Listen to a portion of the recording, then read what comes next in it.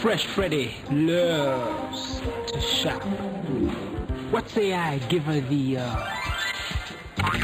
close-up treatment? Real gel mouthwash for really fresh breath. Check. Micro whiteners for shiny white teeth. Check. Fluoride to strengthen your teeth.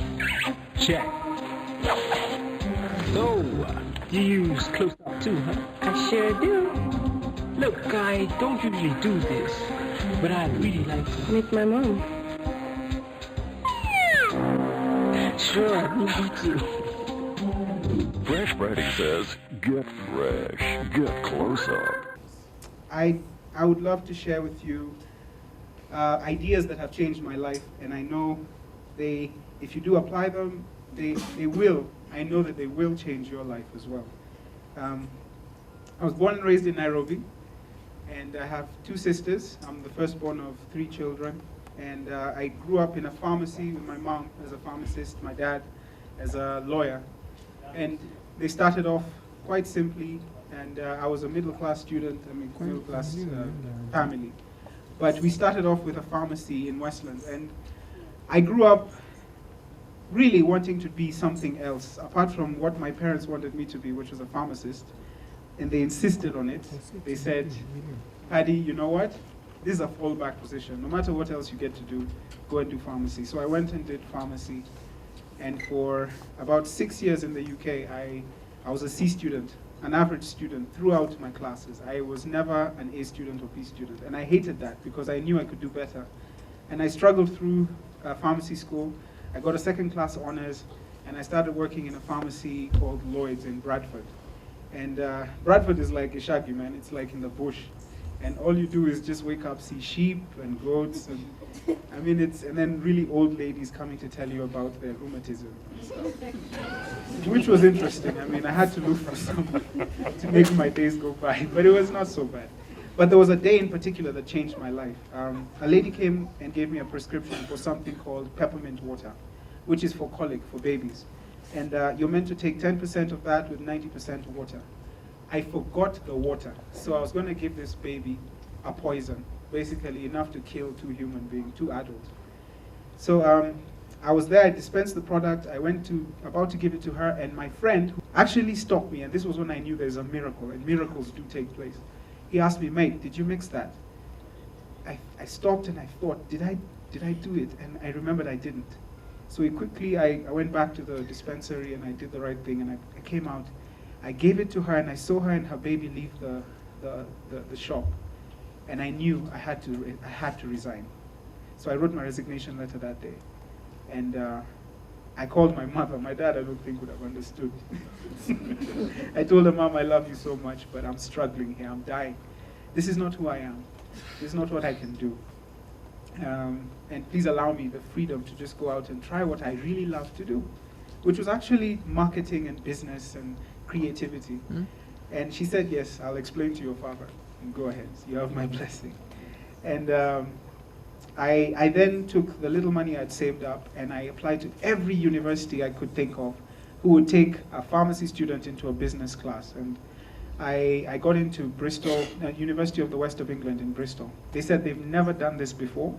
It's not our norm. You have to have had a previous bachelor's in business to actually qualify for a master's in marketing, but they got me in.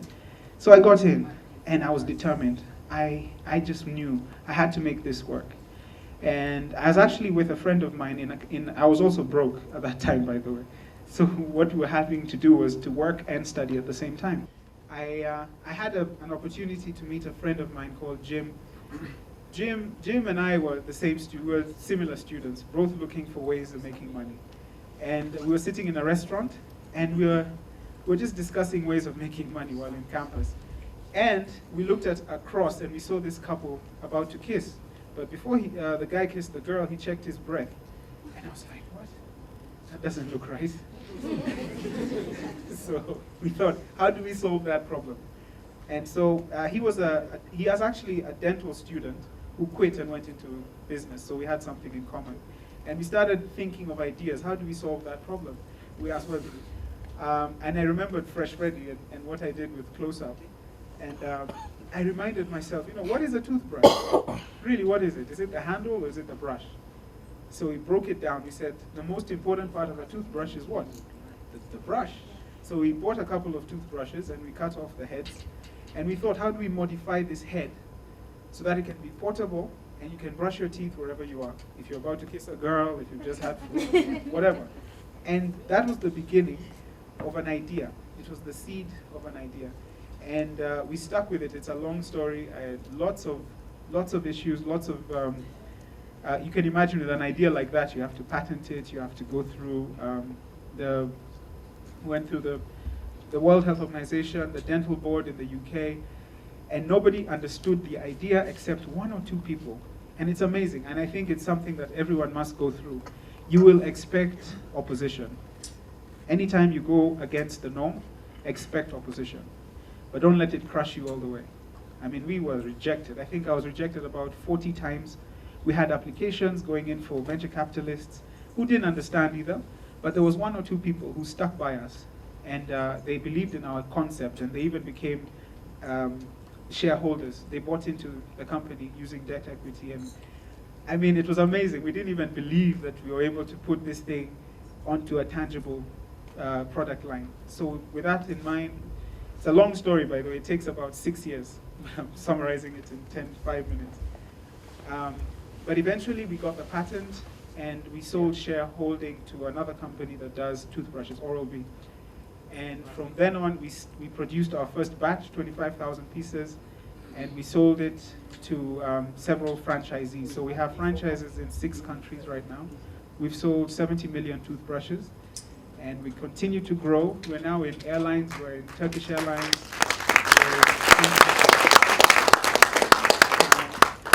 We're in Turkish Airlines. We're now negotiating with other airlines in Africa. But I know one thing is for sure, which is what Gina said. It is surreal to be here, to be talking about toothbrushes, to be telling you about a dream that I had with a crazy idea of watching some people kissing, and today is a product that has added value to people's lives. And it reminds me that everything starts off like this. And I'll ask you what this is, and I bet you'll tell me what it is. It's not broken. What is this? It's an egg, yeah? What can you do with this egg? You can eat it, I hear. You can boil it. You can use it as a face. Somebody said facial. That's a woman. Oh, your hair. Right, okay. You can do it. You can do something with it for your hair. What else can you do with it? I can sit on it. Yeah, I sit on this. I don't know how long it will. Okay. Somebody else said hatch. I heard someone say hatch it. Yes. And if you're to hatch this, what will you get? A chick, which will grow into a chicken, yeah? And how many eggs can one chicken hatch? An average well-fed chicken. 12, a dozen, yeah? And if you're to hatch those 12 eggs, how many chickens would you get? 12. So 12 by 12? 144. And if you hatch 12 from the 144, how many eggs will you get? Many, well. But yeah, it's true, it is many. 1,728. And if you hatch those ones, quick mathematics, any math with, basically very many, 20,000 plus. And if you keep doing that, you get multiples. And this is what I wanted to pass on to you, is that once you understand what this is, how will you treat it? Like an egg. That's brilliant. It summarizes everything. Yeah, fantastic. You must be a philosopher, yes. You will treat it like an egg. Because not only is this, I mean, you're not going to eat it. Somebody actually interrupted the process of growing chicken and became a billionaire, or thinking about it, and started a business selling eggs. And now we eat it for breakfast, and we call it continental breakfast, and we've got sausages. And it was somebody who interrupted a process and thought. And if there's one thing I've come to appreciate, is the power of your thoughts, like what Gina said. Your thoughts are like this. They're in your mind. But you have to put your mind in the right environment for it to multiply. So ask yourself every time, what are you thinking about? And think about what you're thinking about. because I didn't treat myself the way I'm treating this egg until I finally understood the power of my thoughts. And with that, you can do anything.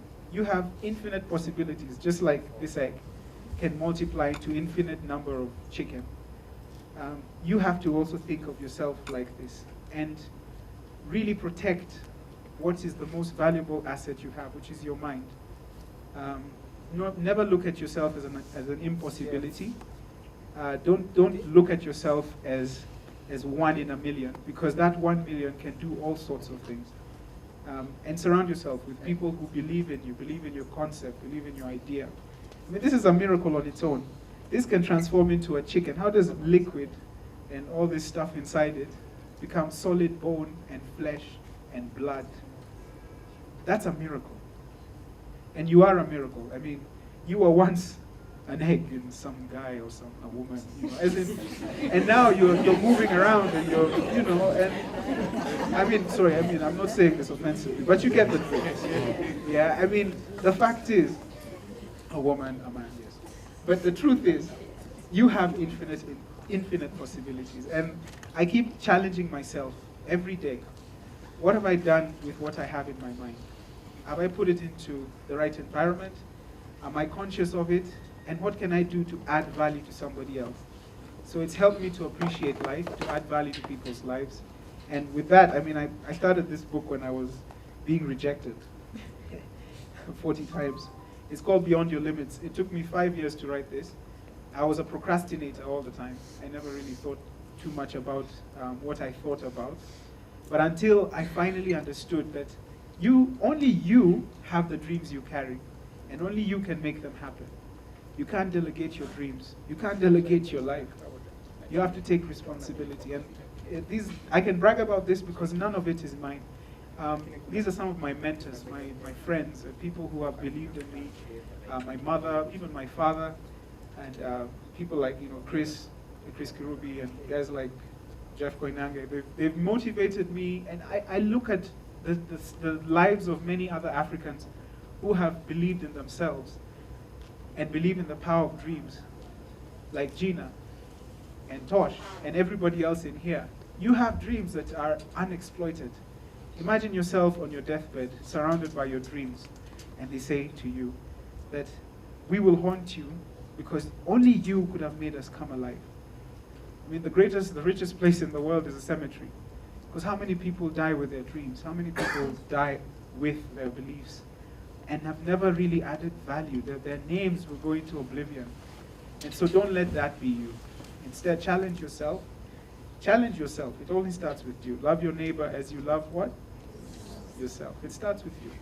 I can only change who I am. And I try and challenge that. And I hope this is also inspirational to you.